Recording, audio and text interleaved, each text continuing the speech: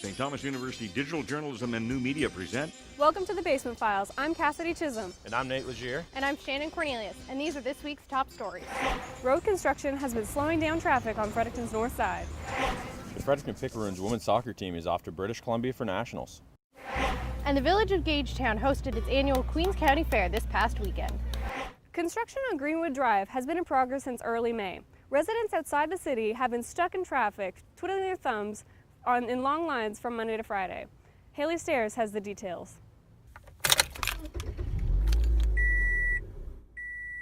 Turn up your air conditioning and crank the radio.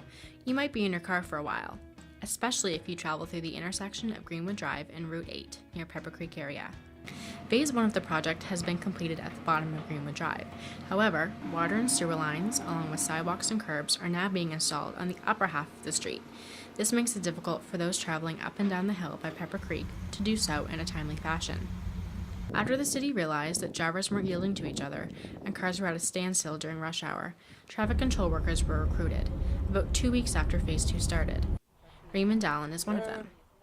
We've had fairly mixed reactions from people. Some people are understanding that we're just doing our best. Other people, of course, will just drive through the intersection and expletives ensue. After many complaints were made to the city and even to the MLA, Pamela Lynch, some changes have been made, such as having both lanes of traffic open until 8 a.m. so that school buses are able to get children to school on time. Karen Harding, a resident in Evergreen Park, has taken advantage of this change and works her schedule around it. Since school started, if you got out there before 8 o'clock, both lanes of traffic were free to go and there wouldn't be anybody stopping you, so I've adjusted my schedule to get out of my subdivision before 8 every morning. Sometimes I'm actually staying later at work to avoid the sort of 4:30, 5 o'clock rush. The projected completion date is October 13th. However, it's unsure if that will be met. But once the dust settles, residents can enjoy constant 2-lane traffic and possibly sleeping in a little later. This is Haley Stairs reporting for St. Thomas Journalism. Time is everything. The more you save, the more you have. That's why we have vehicles. But does your vehicle really get you where you're going faster? With increasing number of vehicles on the road, parking spots become less available every year. So does your vehicle really save you time? Jonathan Duffy has the story. Maybe you've seen it. Maybe you've been there. It's Friday. You just finished work and you need to run some errands. You browse the parking lot looking for a spot. 2 songs have passed on the radio, but then you see it, your parking spot, and as you pull up to it, somebody comes and takes your spot from you, and you're stuck looking again. Finding a parking spot in Fredericton isn't always hard. During the summer months, it's relatively easy to find a parking space. But when the students return in September, a parking problem arises. Since campus parking is always full, students are forced to park off campus at apartment buildings, businesses, or on the side of the road. St. Thomas University student Christine Campbell often walks to school because she can't find a place to park. My dorm room actually used to the window faced the parking lot of Stew, the Vanny parking lot. Yeah. And I used to be on the phone with my mom and I'd give her updates on what cars were fighting for what parking spot and would bet who would win. For anyone to park on campus, they must purchase a pass. UNB Security does not have a limit to how many passes they will sell. Fredericton resident Josh Daigle says something needs to be done about the parking situation as it's dangerous to other drivers. They need to put in parking garages. There is no point in charging people $120 a spot if they're not going to have a spot for you to put your car. The Priestman Street Village Center houses over 10 businesses, making it a busy spot any time of the day, which makes parking spots hard to find. Yeah, you can't get parking. It's kind of tricky. During the school year, it's constantly fighting for parking spots. The convenience of driving is taken away when you spend your time parking. Some parking lots are even safety hazards, with poor visibility or no room to turn around. Jonathan Duffy for St. Thomas University Journalism. Of all the Harvest Jazz and Blues Fest performers, one Good Samaritan stands out from the rest. While many come to the festival in hopes of getting a glimpse of the bands or eating street foods, some are there to fundraise. Nada Ratmi has the full story. Playing for charity today, all funds raised will be used towards children and adults with special needs. Although the Harvest Jazz and Blues Festival is known for street performers trying to achieve fame, many are fundraising. John Farkas, a local Fredericton man with more than 80 harmonicas, has devoted days and nights to his cause. Since this was his first year playing, Farkas wanted to make a difference, fundraising for children and adults with special needs in the school system. I think I've raised probably in total maybe around 25,000, something like that. Yeah, doing mostly with music, you know, so I'm a harmonica player as well, so. This was since 2008. This year, he has raised $1,000 from Harvest Jazz and Blues alone. The inspiration behind his involvement stems from the loss of a child with special needs. I think you only can work in the area that you're working. I mean, this is where we are, this is where we do it. So, I mean, we can't worry about anything global on something this small. Do it here, one at a time.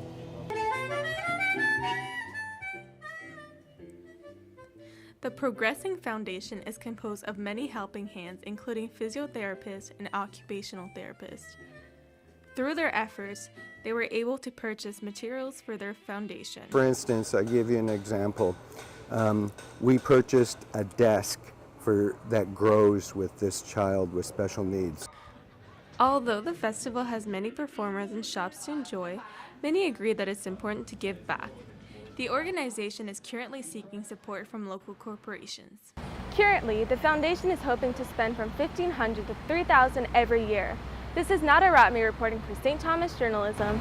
From the antique to the brand new, the recent Fredericton Car Show, hosted by the Exhibition Center, offered something for everyone on Saturday. As the sun glinted off the souped-up vehicles, guests enjoyed food vendors, the Maritime Honey Festival, and each other's company. Guests were encouraged to show off their unique and treasured vehicles while the public shared their love of automobiles with the owners. The show featured popular cars and trucks throughout the last century, along with vehicles that have been altered to make them even more unique. The meetup was hosted as a preview to the 2018 Frex Rod Car Show, which will boast even more vehicles on display in the spring. When Frederictonians think about PICARUs, they think about the microbrewery on Queen Street. But the PICARUs women's soccer team has another reason to make Frederictonians proud. Katie McDermott has the story.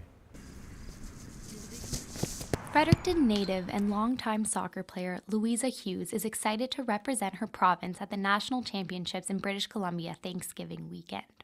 The Nationals once before with the PICARUs last summer, so I'm really excited for this Thanksgiving weekend. We're going to BC.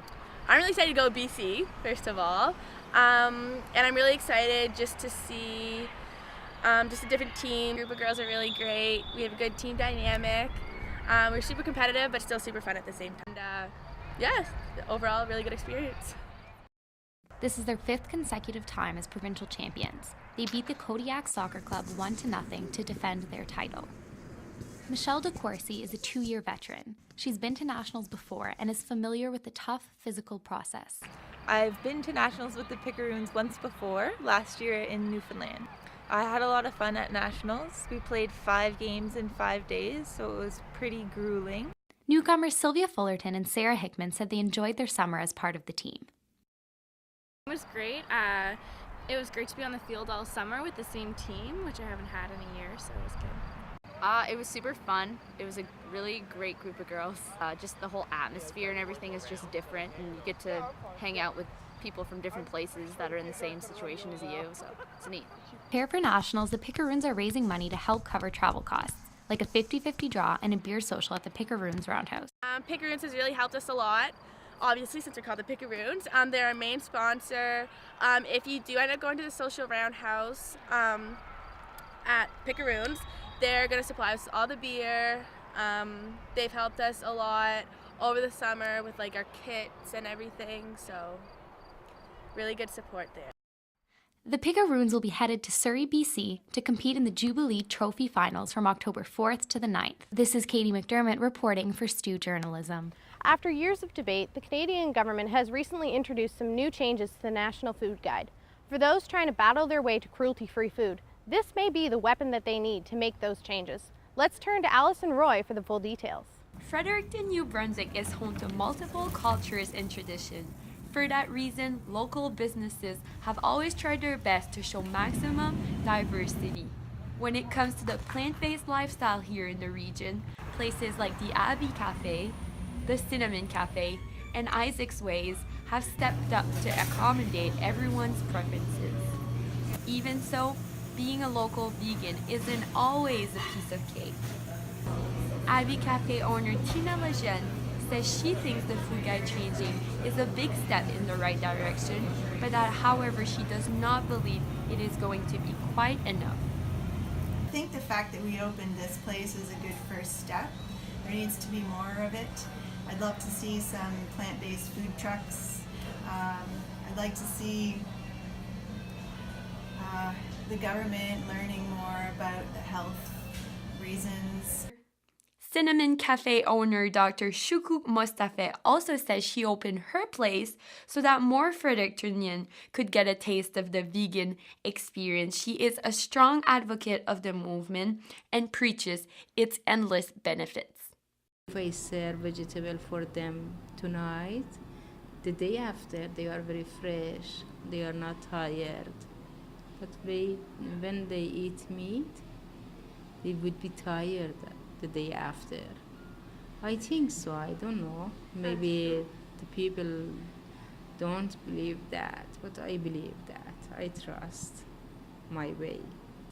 As for those still on the fence about the changes, Lejeune and Mostafe both agree that education is the missing piece. I think that education is really important. People are still not wanting to learn about the benefits of eating plant-based, and yet the incidences of cancer and heart disease and diabetes are on the rise. Will the new diet guidelines serve as one of those missing education tools? The new Canadian Food Guide is expected to be released in early 2018. It is still unclear whether or not it will affect the plant-based movement here in Fredericton, but local vegans say they plan on keeping their habits for better or for worse. Reporting for Stu Journalism, this is Allison Roy. Fairs and exhibitions may strike the thoughts of summertime fun for some people, but the Queens County Fair comes just at the end of summer. An annual tradition, people from across the province come to join in the fun. Lauren Hoyt has the story. It's that time of year again. The Queens County Fair has come and gone through Gagetown, New Brunswick. With food, rides, games, and vendors, the fair returned for its 72nd year with a great turnout. A large part of the fair is the horticulture and household art competitions. Jane Merritt has been attending the fair for 30 years as part of the Queenstown Women's Institute. It's very enjoyable because there's so many different things around here to do. And it's and you kind of pick up some things. I won a few prizes over in the cooking, so it was good to come and see all that kind of stuff. Another attraction is the livestock. The fair welcomes birds, goats, cows, lambs, and horses of all sizes. Caitlin Thomas of K. Thomas Clydesdales participates in horse shows as a family tradition. Horses are like therapy to me.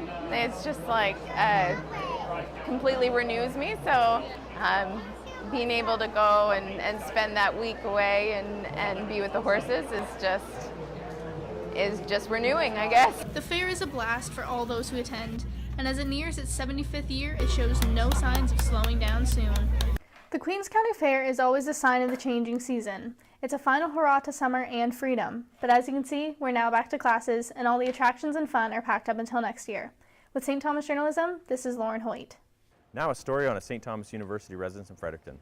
The renovations in Harrington Hall are a multi-million-dollar project which began before the summer. This sparked controversy when residents weren't ready to move in on move-in day. Eli Matheson has the story. Though the outside remains the same, the inside of Harrington is completely different. The house was built in 1964 and was formerly the all-boys residence. Although the age of the house makes renovations challenging, the building was gutted. A major change in the house is the installation of gender-neutral bathrooms. Although the hallways are still gendered, students are welcome to use any washroom they are comfortable going into. A residence advisor in Harrington, Octavia Cook, says that they receive more pushback from parents than students. I find because it's such a sensitive topic right now, people tend to be more like, I don't want to say like careful in the bathrooms, but more respectful than they are like in the halls. Other renovations include new lounges, furniture, water fountains, and a kitchen. Previously, Harrington was the only residence without a kitchen, and some of their furniture had student signatures from the 90s. There is a lot of buzz surrounding Harrington because the renovations were not completed before move-in day. Although some students and parents were upset with the state of the building, Others have a different opinion. Harrington resident Tanner Anderson defended the delayed touch-ups to the building. It's understandable. Like, people just have to sit back and realize that everybody's lives is not 100% focused on work. Everybody as a person has lives as well outside of their work life. So they can't put their work on the top of the priority when a close family member dies. Anderson claims to have heard rumors that a family member of the contractor died during the renovations. Controversy or not, Harrington is now the most improved and high-tech building on campus, and students hope it will only get better as they complete the finishing touches. For Stu Journalism, I'm Eli Matheson. Dead Dino is Fredericton's newest gaming lounge, which opened in August. Located on King Street, it's a gamer's paradise filled wall-to-wall with top-of-the-line gaming consoles and PCs. Logan Purley went on a tour and has the details on the newest lounge. Dead Dino Gaming offers clients all types of services, such as games on all platforms, private bookings, weekly tournaments, snacks, as well as alcoholic and non-alcoholic beverages. The idea came from a friend of mine. Me and him were both in Toronto, and we went to a gaming lounge and thought that it would be cool if one was in Fredericton. So we opened one. Me and my partner are both in the military, and we were just at work one day, and we thought of something that would roll off the tongue easy, like DDG, and we filled the gaps with Dead Dino Gaming. Even though most young people these days have some sort of gaming console or a computer of their own at home, the goal of DDG is to strengthen the local gaming community and bring people together to socialize and have fun. It's the social atmosphere. Rather than bringing 10 PCs or 10 consoles to somebody's house, you can come here, it's already set up for very cheap, and you can always meet other gamers and develop other friends. So far, local gamers have been loving the new hangout. So far it's been amazing. People are coming in every day, new people. We've had up to 300 people come in, and at least 95% of them are return customers. It's a gamer's paradise. Is it ever? Where are you even? Are you just in the middle of the ocean? Yeah, basically. Come to Dead Dino, have some fun, and let me know what you need. Because of the success that they've been seeing over at DDG, they will help to organize the Fredericton Gaming Expo next year, which has been on a 2-year hiatus. For St. Thomas Journalism, I'm Logan Purley. Well, that wraps up this week's Basement Files. If you miss a newscast, you can find us on our website. For St. Thomas Journalism, I'm Cassidy Chisholm. And I'm Nate Legier. And I'm Shannon Cornelius. Please join us again in 2 weeks.